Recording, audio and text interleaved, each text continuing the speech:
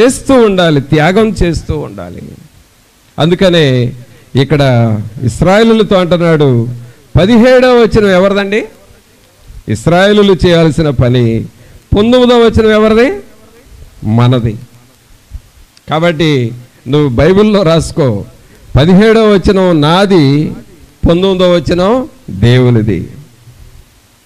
ఇప్పుడు నువ్వు అట్టు పెడితే దేవునికి ఏం పెడుతున్నాడు?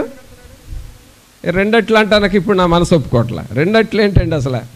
దేవుడు ఎంత ఇస్తున్నాడు? కీర్తి, ఘనత, పేరు ప్రఖ్యాతులు, ప్రతిష్ఠిత జనంగా చేస్తున్నాడు. అంటే ఎంత అది దేవుడు మనకు చేసేది ఎంత? కావున ప్రభువురా, దేవునికి మనం చేసేది చేస్తేనే, దేవుని కొరకు జీవిస్తేనే, దేవుని కొరకు ప్రయాసపడితేనే దేవుడు నిన్ను గొప్పగా ఆశీర్వదిస్తాడు. తర్వాత దేవునికి ఇంకా మనం ఇవ్వాల్సింది మరొకటి చూద్దాం. అపోస్తుడైన పౌలు గారు కొరింథీ సంఘానికి రాస్తాడు ఆ మాట. అపోస్తుడైన పౌలు గారు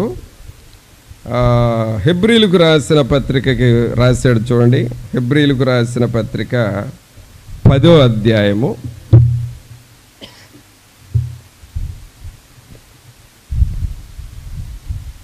హెబ్రీలకు రాసిన పత్రిక 10వ అధ్యాయము 35వ వచనం చదవండి.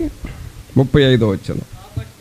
కాబట్టి మీరు ధైర్యమును విడిచిపెట్టకుడి, దానికి ప్రతిఫలముగా గొప్ప బహుమానము కలుగును. ఈ మాట అందరం చదువుదాం, బిగ్గరగా చదువుదాం.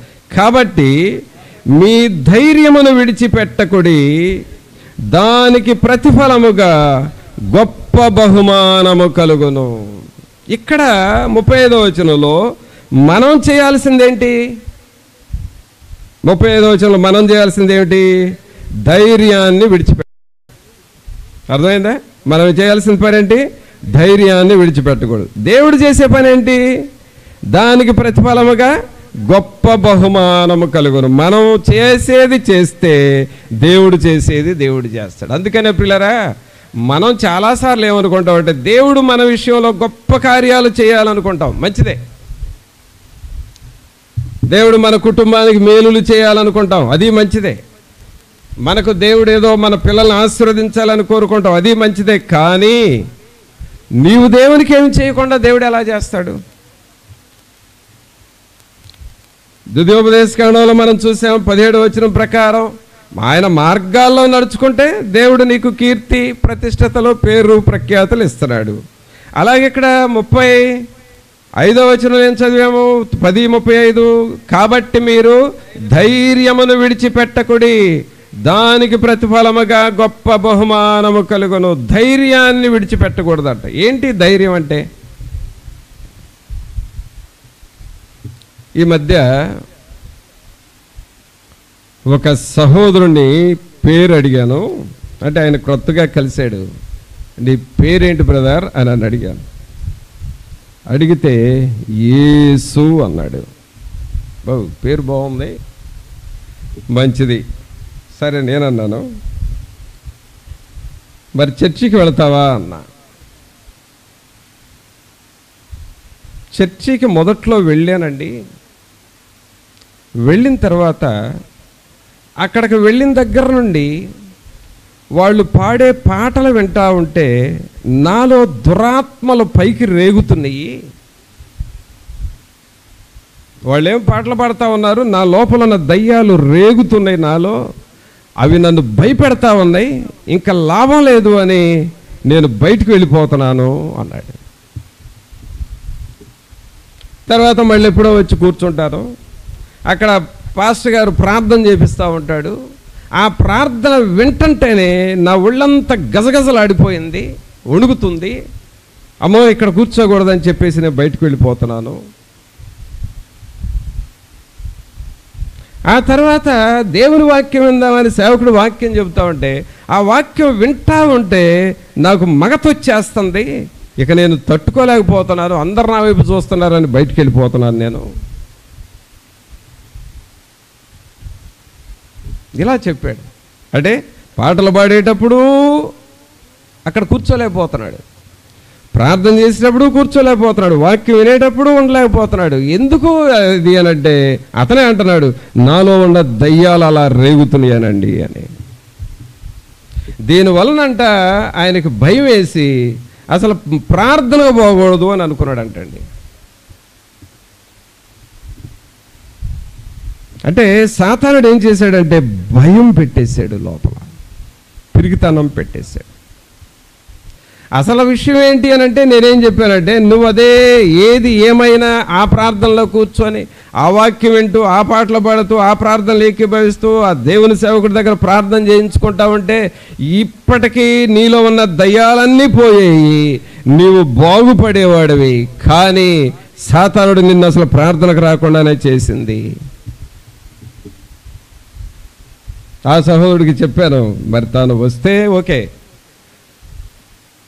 ఫలానా స్థలంలో జరుగుతుంది, నేను నీ కోసం ప్రత్యేకంగా ప్రార్థన చేస్తా, అవి నీలో ఉండవని చెప్పాను.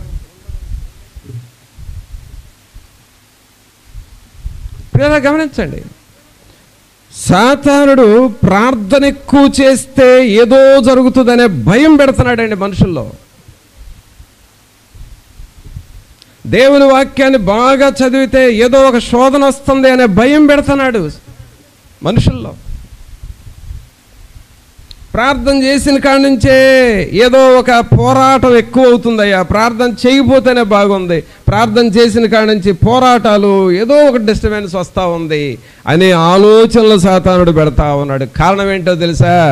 నీకు రావలసిన ఆశీర్వాదాలు రాకుండా ఫస్ట్ స్టెప్లోనే నిన్ను ఆపేస్తా ఉన్నాడు. చాలామంది ప్రార్థన చేయని వాళ్ళని అడగండి, ప్రార్థన చేయకూడదని చేయట్లేదు, ప్రార్థన చేస్తేనే పోరాటం ఎక్కువ అవుతుందని చేయట్లేదు. బైబిల్ ఎక్కువగా చదివితేనే ఏదో ఒక సాతానుడు తొందరలు వస్తున్నాయని చదవట్లేదు. ప్రార్థన చేయొచ్చు కానీ మరీ డీప్గా చేయకూడదు, డీప్గా చేస్తే ఏదో ఒక పోరాటం వస్తుందని ఆగిపోతా ఉన్నారు మనుషులు. కానీ అలా చేయటం అనేది ఓడిపోవటానికి గుర్తు, వెనకకి తిరగటానికి గుర్తు, జారిపోవటానికి గుర్తు, దేవుని ఆశీర్వాదాలు లేని జీవితానికి గుర్తు. అందుకనే ఇక్కడ పౌలు గారు ఈ సంఘస్థులను ఏమంటున్నాడు, కాబట్టి మీ ధైర్యమును విడిచిపెట్టకుడి. షడ్రక మేషక అబేద్నెగోల ధైర్యం ఏం ధైర్యం అండి? మా దేవుడు మమ్ములను రక్షింప సమర్థుడు, అంతే.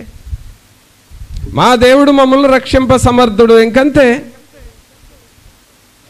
నీవేం చేసినా సరే, అగ్నిగుండంలో పడేసినా సరే, మేం మాత్రం నీవు నిలవబెట్టిన ప్రతిమకం రొక్కేది లేదు.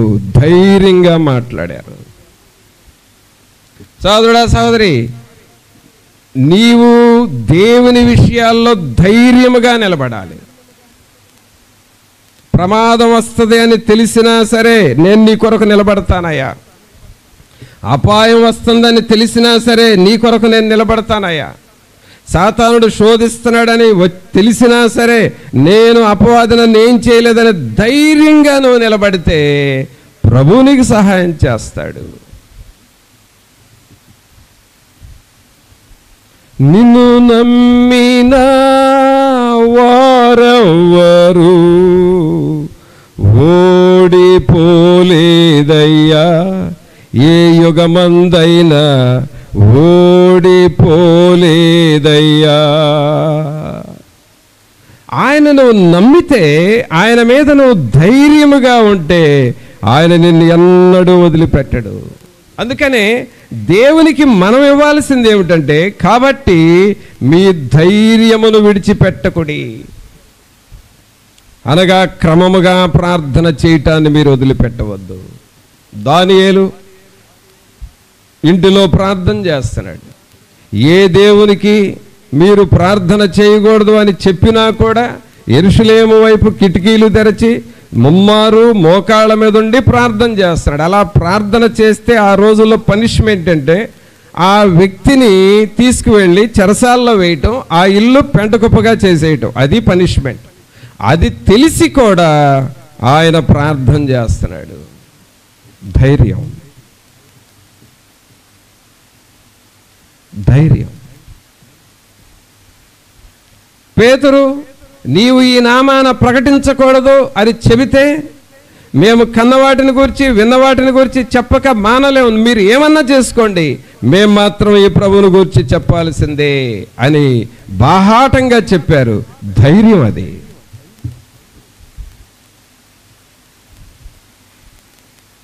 ప్రభునంతులారా, ఎప్పుడైతే నువ్వు దేవుని పని చేయటానికి ధైర్యంగా ముందుకొస్తావో, నీకు ఇంట్లో శోధనలు ఉండొచ్చు, లేకపోతే చుట్టుప్రక్కల ద్వారా కొన్ని ఇబ్బందులు కలగొచ్చు, కానీ నా ప్రభు కొరకు నేను నిలబడతానని ఆ ధైర్యం ఎప్పుడైతే నువ్వు దేవునికి ఇస్తావో, నీకేమిస్తాడు దేవుడు? 35వ వచనం మరలా చదవండి. కాబట్టి మీ ధైర్యమును విడిచిపెట్టకుడి, దానికి ప్రతిఫలముగా గొప్ప బహుమానము కలుగును. కాబట్టి మనం ధైర్యంగా నిలబడితే దేవుడు నీకేమిస్తున్నాడు? గొప్ప బహుమానం ఇస్తాడు. చూసారా, దేవుడు గొప్ప బహుమానం ఇస్తాడు. అంటే ద్వితీయోపదేశకాండంలో చదువు, ఆయన మార్గాల్లో మనం నడుచుకుంటే ఆయన మనకేమిస్తాడు? కీర్తి, పేరు, ప్రతిష్ఠిత జనంగా చేస్తాడు. అలాగే ఇక్కడ మనం దేవుని కొరకు ధైర్యంగా నిలబడితే ఆయన మనకేం చేస్తాడు? ప్రతిఫలముగా గొప్ప బహుమానాన్ని ఇస్తాడు. అంటే దేవుని కొరకు మనం ఏది చేసినా ఆయన మనకు ఎక్కువగా ఇస్తున్నాడు. గమనించండి. తర్వాత దేవుని కొరకు మనం చేయాల్సింది మరొకటి. రోమీలకు రాసిన పత్రిక చూడండి. రోమీలకు రాసిన పత్రిక 12వ అధ్యాయము.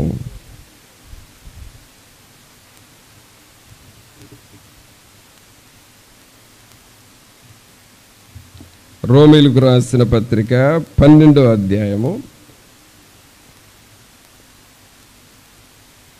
2వ వచనం చదవండి. మీరు ఈ లోక మర్యాదను అనుసరింపక ఉత్తమమును అనుకూలమును సంపూర్ణమై ఉన్న దేవుని చిత్తమేదో పరీక్షించి తెలిసికొనున్నట్లు మీ మనస్సు మారి నూతన మగుట వలన రూపాంతరము పొందుడి. అలాగే 1వ వచనంలో కూడా చూస్తే, కాబట్టి సహోదరులారా, పరిశుద్ధమును దేవునికి అనుకూలమునైన సజీవ యాగముగా మీ శరీరములను ఆయనకు సమర్పించుకొనుడని దేవుని వాత్సల్యమును బట్టి మిమ్మల్ని బతిమాలు కొనుచున్నాను. ఇట్టి సేవ మీకు యుక్తమైనది. ఇక్కడ మనం చేయాల్సింది, దేవునికి మనం ఇవ్వాల్సింది ఏమిటంటే, మన శరీరములను ఆయనకు సమర్పించుకోవాలి. చెప్పండి అందరూ, మన శరీరములను ఆయనకు సమర్పించుకోవాలి. ఇది మనం చేయాల్సిన పని. అంటే మన శరీరం అంటే మన ప్రతి భాగము, మన చేతులతో దేవుని పని చేయటం, మన నోటితో దేవుని స్తుతించటం, మన కాళ్ళతో దేవుని సేవ కొరకు వెళ్ళటం, మన బలముతో దేవుని పనులు చేయటం, ఇది దేవునికి సమర్పించుకోవటం. అలాగే మనకున్న ఖాళీ సమయాన్ని మోకాళ్ళ మీద ప్రార్థనతో గడపటం. మీరు ఇలాగు మీ శరీరములను ఆయనకు సమర్పించుకొనండి. ఇది మనం దేవునికి ఇచ్చేది. ఎవరికి ఇచ్చేదండి? ఇది మనం దేవునికి ఇచ్చేది. ఇది మనం దేవునికి ఇస్తే దేవుడు మనకేమిస్తాడు? దేవుడు మనకేమిస్తాడో చూద్దాం. 6వ వచనం చదవండి. 6వ వచనం 12:6. మనకు అనుగ్రహింపబడిన కృప చొప్పున వెవ్వేరు కృపావరములు కలిగిన వారమై ఉన్నాము. ప్రవచన వరమైతే విశ్వాస పరిమాణం చొప్పున ప్రవచింతము, పరిచర్య అయితే పరిచర్యలోను, బోధించువాడైతే బోధించుటలోను, హెచ్చరించువాడైతే హెచ్చరించుటలోను పని కలిగి ఉందము. పంచిపెట్టువాడు శుద్ధ మనసుతోను, పై విచారణ చేయువాడు జాగ్రత్తతోను, కరుణించువాడు సంతోషముతోను పని జరిగింపవలెను. ఇక్కడ మొత్తం ఈ పరిశుద్ధాత్మ వరాలు ఉన్నాయండి. ఈ వరాలు 13 వరాలు ఉన్నాయి. కొంచెం తీరిగ్గా చదివితే 13 వరాలు వస్తాయి. ఇక్కడ పరిశుద్ధాత్మ వరాలు. ఈ పరిశుద్ధాత్మ వరాలు దేవుడు మనకిస్తాడు. ఎప్పుడు ఇస్తాడంటే మన శరీరాన్ని దేవునికి సమర్పించుకోవాలి. మన శరీరాన్ని సమర్పించుకోవాలి. చూడండి, బాగా పాటలు పాడేవాళ్ళని మనం చూసి చాలా బాగా పాడారండి, బాగా ఉంది, మంచిగా పాడారు అని అంటాం. కానీ వాళ్ళు అలా పాడటానికి ఎంత ప్రాక్టీస్ చేసి ఉంటారు, వాళ్ళ బ్యాక్గ్రౌండ్ ఎంత ప్రాక్టీస్ చేసి ఉంటారు. అలాగే బాగా ఆడారండి, మంచి పథకాలు వచ్చినాయి అని అడ్డాం, వాళ్ళు అలా బాగా ఆడటానికి ఎంత ప్రాక్టీస్ చేసి ఉంటారు. ప్రాక్టీస్, ఏదైనా ఒక గొప్ప పనిని చేయాలంటే ప్రాక్టీస్ చేయాలి. అలాగే ప్రియులారా, పరిశుద్ధాత్ముడు అంటున్నాడు, పరిశుద్ధాత్మ వరాలని మీకు ఇస్తాను.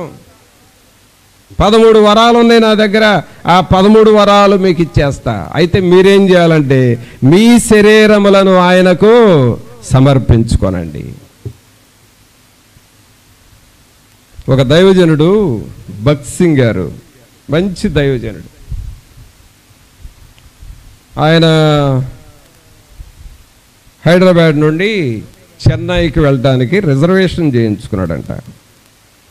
ట్రైన్లో రిజర్వేషన్ చేయించుకున్నాడు. అంటే దాదాపు లాంగ్ జర్నీ కదా, చాలా అవర్స్ ట్రైన్లో ప్రయాణం చేసే టైం. అయితే ఆయన సికింద్రాబాద్లో ట్రైన్ ఎక్కి రిజర్వేషన్ చేయించుకున్న ఆ స్లీపర్, ఆ సీట్ పైన మోకరించి ప్రార్థన చేయటం స్టార్ట్ చేశాడంట.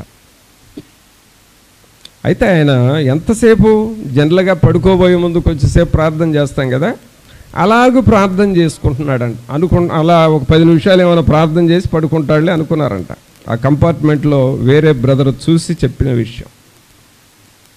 సికింద్రాబాద్లో మోకాళ్ళ మీద ఉండి ప్రార్థన చేయటం ప్రారంభిస్తే ప్రియరా, చెన్నై సెంట్రల్ స్టేషన్కి వచ్చి ట్రైన్ ఆగే వరకు అదే మోకాళ్ళ మీద ఉన్నాడంట. ఆయన రిజర్వేషన్ సీటు ప్రార్థన చేయటానికి వాడుకున్నాడు, అంతే, పడుకోవటానికి కాదు. దాదాపు అక్కడి నుంచి ఒక 12 అవర్స్ జర్నీ.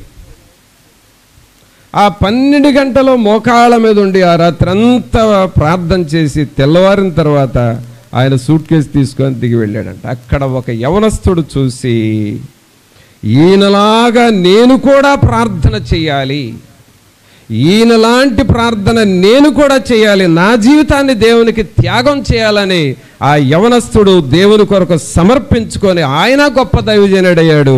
ఆయనే దినకరన్ గారు. చూసారా, భక్త్ సింగ్ గారు మోకాళ్ళ మీద ఉండి ఆ రాత్రంతా పడుకోకుండా ప్రార్థన చేయటం ఈ దినకరన్ గారు చూసి ఆయన ఇన్స్పైర్ అయిపోయి ఆయన గొప్ప దైవజనుడిగా మారిపోయాడు. ప్రభునంతులరా, దేవుని కొరకు నీ జీవితాన్ని, నీ శరీరాన్ని సమర్పించుకోవాలి. అలసిపోయిందిలేండి పని పడుకోవటం కాదు, అలసిపోయాను అని తెల్లవారుజామున లేవకుండా ప్రార్థన చేయకుండా ఉండటం కాదు, నీ శరీరాన్ని దేవునికి సమర్పించుకోవాలి.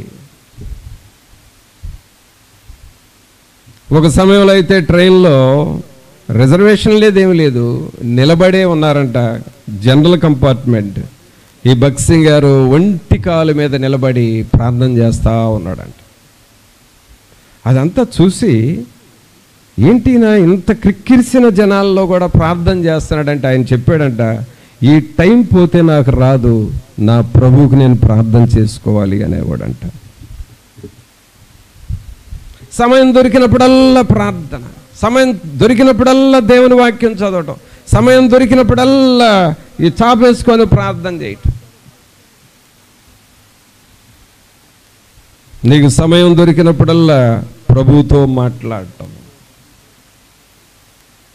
సహోదరుడా, సహోదరి, తల్లి, తండ్రి, నీకు ఇంటిలో చాలా టైం ఉంటుంది, ఆ టైంలో నువ్వు ప్రార్థన చేసుకో. దీవెనమ్మ గారు అని మంచి దైవజనరాలు, ఆమె స్కూల్లో టీచర్గా పనిచేసేది. కానీ ఆమె చెప్పిన మాట ఏమిటంటే, స్కూల్లో పిల్లలకి పాఠాలు చెబుతూ కూడా ఆ పిల్లల కొరకు నేను ప్రార్థన చేసేదాన్ని. అలాగే కొంచెం టైం దొరికితే ప్రభువుని గురించి పిల్లలకు చెప్పేదాన్ని.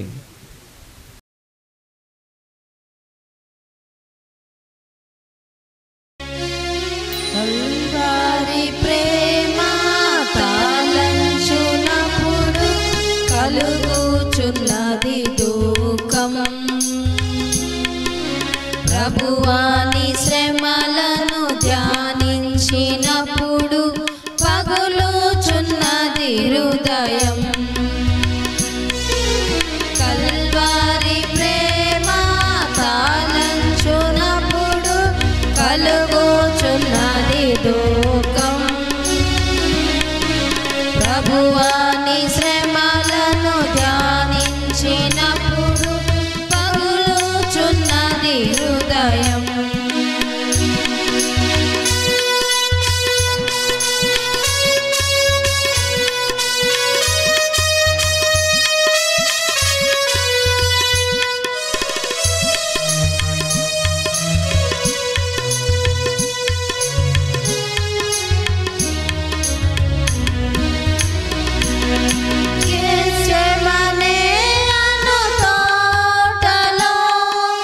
విలపించుచు ప్రార్థించు ధ్వని నలువైపులా వినపడుచున్నది.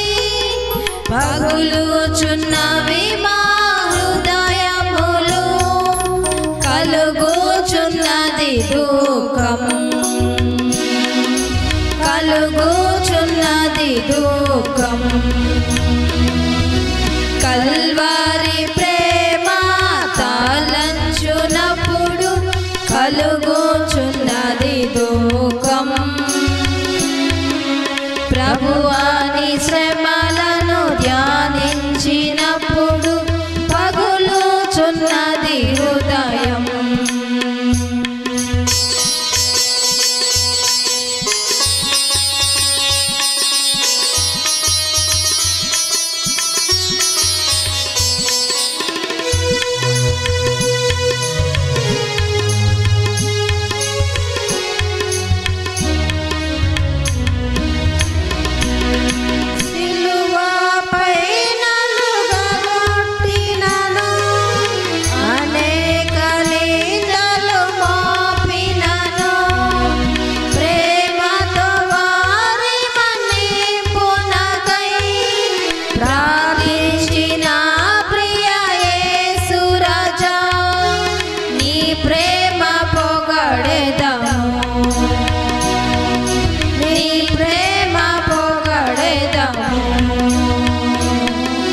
కల్వారి ప్రేమ తాళంచునప్పుడు కలుగుచున్నది దుఃఖం, ప్రభువాని శ్రమలను ధ్యానించినప్పుడు పగులుచున్నది హృదయం.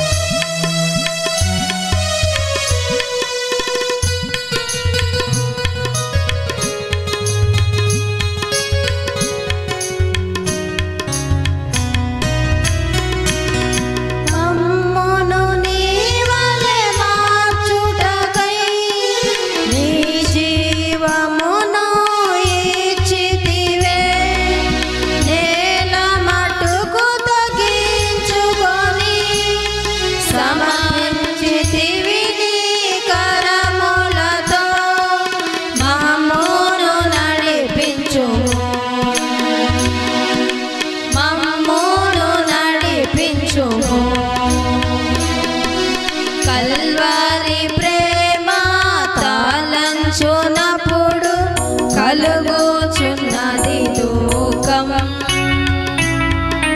ప్రభువాని శ్రమలను ధ్యానించినప్పుడు పగులుచున్నది హృదయం. కల్వారి ప్రేమ తాళంచునప్పుడు అది